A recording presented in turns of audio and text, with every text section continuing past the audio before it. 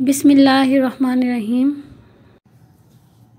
अस्सलाम वालेकुम स्टूडेंट्स, उम्मीद है आप सब खैरियत से होंगे। आज हम मुताला पाकिस्तान के बाब नंबर 2 तहरीक पाकिस्तान और पाकिस्तान का क़याम सफ़ा नंबर 51 पर लीगल फ्रेमवर्क ऑर्डर 1970 का मुताला करेंगे। स्टूडेंट्स, ये आपको लॉन्ग क्वेश्चन के तौर पर आ सकता है, जो कि सवाल बन सकता है कि लीगल फ्रेमवर्क ऑर्डर 1970 का जायज़ा पेश करें। स्टूडेंट्स, गुज़िश्ता लेक्चर में हमने पढ़ा कि जनरल याहिया खान ने 1969 में मुल्क में मार्शल लॉ लगाया था और आते ही उन्होंने 1962 का आइन ख़त्म कर दिया और नई हुकूमत को बनाने के लिए उन्होंने तमाम सियासी कायदीन की मशावरत से एक अबूरी आइन बनाया, जिसको लीगल फ्रेमवर्क ऑर्डर 1970 का नाम दिया गया। और इस अबूरी यानी आर्जी आइन के क्या अहम नुकात थे, आइए मुताला करते हैं।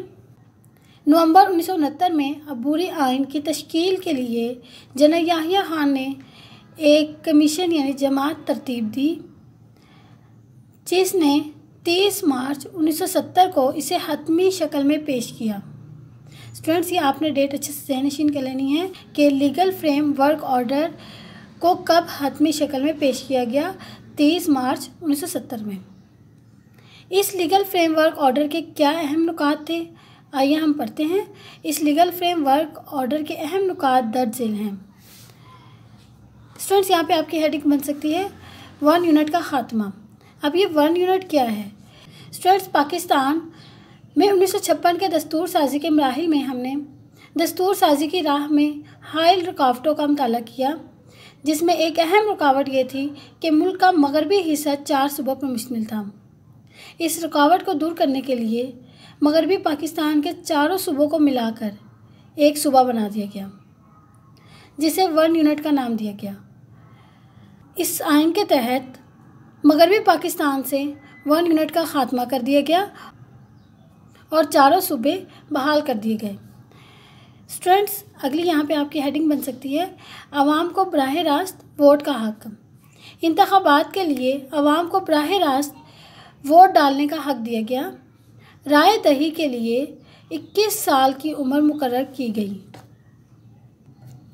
स्टूडेंट्स, यहाँ पे आपकी हेडिंग बन सकती है कौमी असम्बली की तश्कील और ख़वातीन की मखसूस नशिस्तें। सूबों के दरमियान कौमी असम्बली की सीटों की बराबर तकसीम को ख़त्म करके तमाम सूबों को इनकी आबादी के लिहाज से नशिस्तें यानी सीटें दी गईं। कौमी असम्बली की कुल नशिस्तों की कुल तादाद 313 कर दी गई।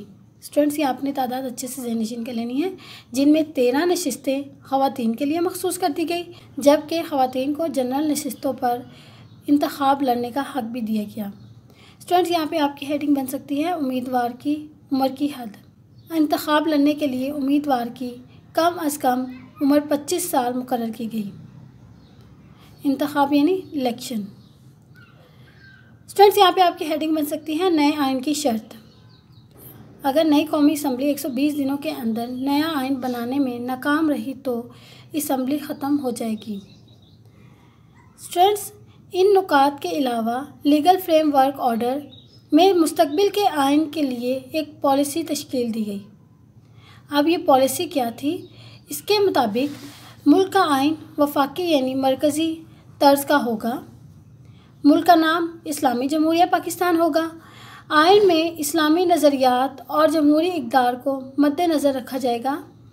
शहरी अपने बुनियादी हकूक़ का आज़ादी से इस्तेमाल करेंगे।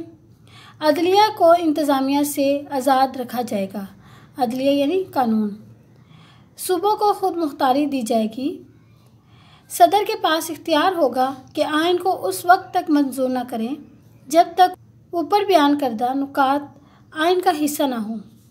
सदर के पास आइन की तरमीम यानी तब्दीली का इख्तियार होगा और इसको किसी अदालत में चैलेंज नहीं किया जा सकेगा। स्टूडेंट्स, आज हमने लीगल फ्रेमवर्क ऑर्डर 1970 के अहम नुकात और इन नुकात के अलावा लीगल फ्रेमवर्क ऑर्डर 1970 में मुस्तकबिल के आइन के लिए कौन सी पॉलिसी तश्कील दी गई के अहम नुकात का मुताला किया।